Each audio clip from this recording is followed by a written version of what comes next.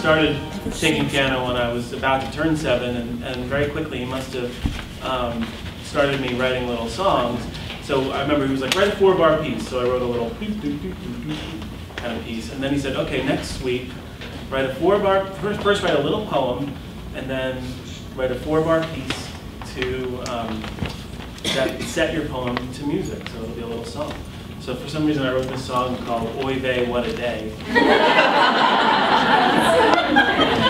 I don't know where that came from, but I guess growing up in New York you can't really escape it. Do you remember how it went? Yes, I could even play it. Oh my God. Oy vey, what a day, the crops have not been fed.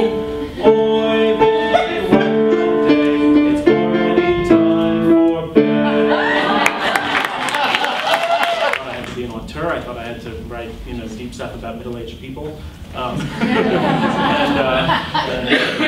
I didn't realize that I could write in broad colors and still find fulfillment that way. And the big surprise of working with Jeff was that my dumb fun project turned out to be the thing that actually it turned out to be Avenue Q, really. And all of a sudden, I had this career. So it was a really, really wonderful experience for me. And it was all about realizing that I didn't have to do it all myself, but I could put aside all this almost, I thought of it as my school mind, where, in school, you have to do everything yourself, and working together is cheating. And I realized, like, okay, it's not about that at all.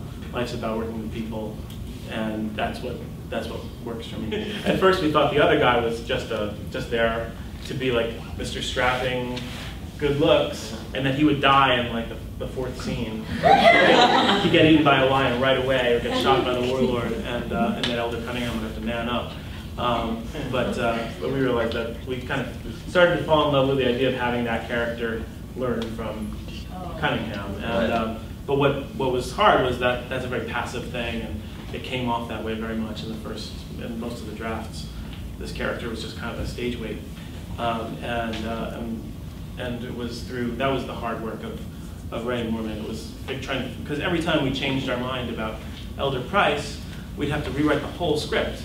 We'd have to say, okay, so in this scene, what does he want? So in this scene, what does he want? And there was always this, several scenes in Act 2 where we didn't even know what he was doing. He was just kind of like recuperating, basically.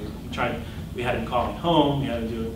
You need your main character to want something and be actively going for something the whole time, and that was a tricky part. I remember when we wrote I Believe, we really wrote it almost at gunpoint. It was like we just didn't want to